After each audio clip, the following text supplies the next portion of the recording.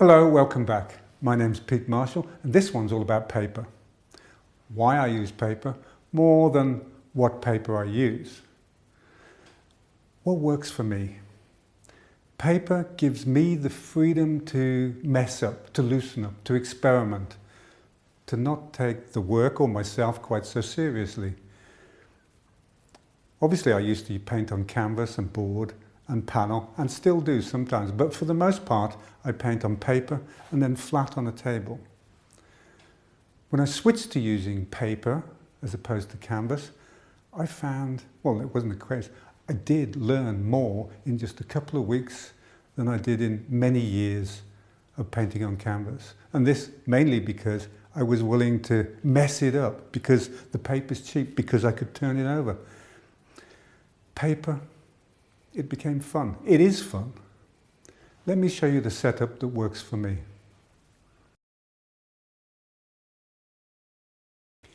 So here we are, my table. I've covered the table, this is what I generally do, in plastic film. I do this because I can then use it as a palette. I can squeeze my paints straight onto the table. And it doesn't get messy. Okay, I do use glass sometimes. Now, before starting, if I take my paper, I would generally take a loop of masking tape and I would place it in the middle of paper, just so that the paper is fixed to the table and doesn't move as I paint. Now there's many different kinds of paper, as we can see. Very thin, cheap, grey paper. Also very thin, but perfectly good for working on studies. We have 600-gram paper. It's more like card, it's hard stuff. We have 300-gram acrylic paper. Notice with this, I have a white edge. I get that by taping off the paper to start with, putting a box around it so that it ends up leaving a line, which is a great contrast, works very well. I use this is my favorite, Tesla pink tape. Good tip, that one. I paint all the way to the edge. This is watercolor paper, 300 grams. And sometimes, obviously, the heavier the paper, the stiffer it is, and perhaps the better it is. No, for sure, the better it is. This is 600-gram paper. I varnish when I've finished. This works well. Now, it's possible to take our paper and mount it on canvas board, or indeed on hardboard. Generally, I decal the edge when I'm going to do that, but not always. Here's an example of a canvas. I would normally paint the edge black first of all, and I mount my painting just by covering the canvas with gel, acrylic gel. And I then cover my painting as well in acrylic gel, and it sticks down. Acrylic gel dries transparent, so not a problem. There's the example. Let's put that away. Paper. Sometimes your paper curls like this. Why does it curl?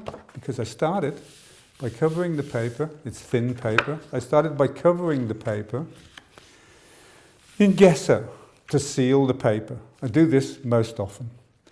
That way I always have the same kind of surface to work upon. Maybe it warps. In fact, if you put paint on one side and nothing on the other, it probably will. Here's an example of one that's warped. But there's a simple solution to that. We can flatten that out. And I'll show you how right now.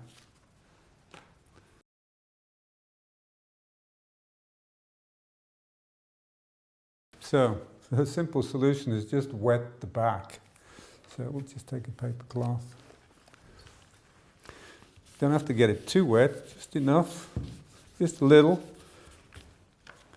We wet the back, and you'll be surprised at what happens. It starts curling up even more. That's what happens. But once we put it on underneath a board, it'll flatten out in just 5 minutes.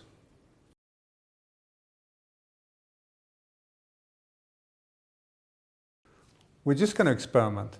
I thought I'd just add some very quick studies in the landscape. We have some white paint. I'm just going to add a little bit of black and see if I can very quickly just have a little fun here. There we go. I'm going to speed it up here.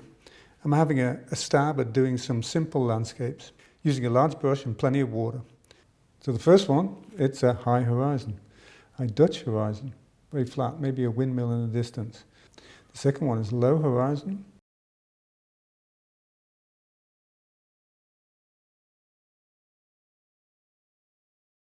And the third one, we put the horizon in the middle, and we've decided to add a canal.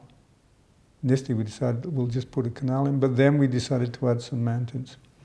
Oddly enough, we do have some mountains in Holland, although they're maybe like 200 meters tall.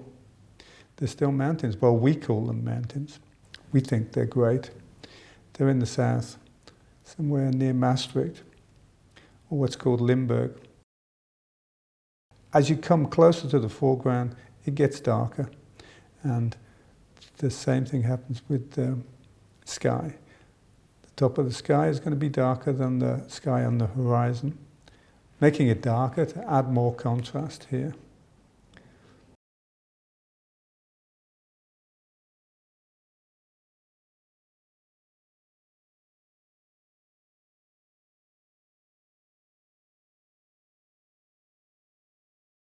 Okay, it's quick and dirty, but you get the impression.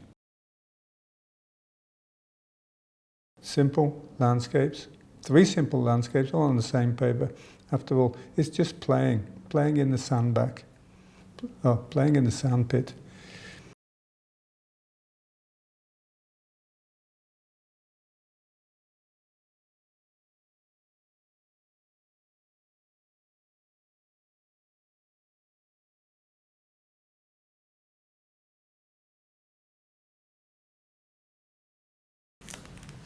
Here we have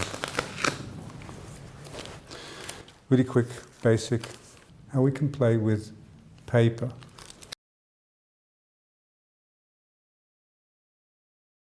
And we'll just get back to what we showed you early on. And we flattened our paper. This was bent the other way up. So, 5 minutes under the wood. Okay, until the next time. Bye.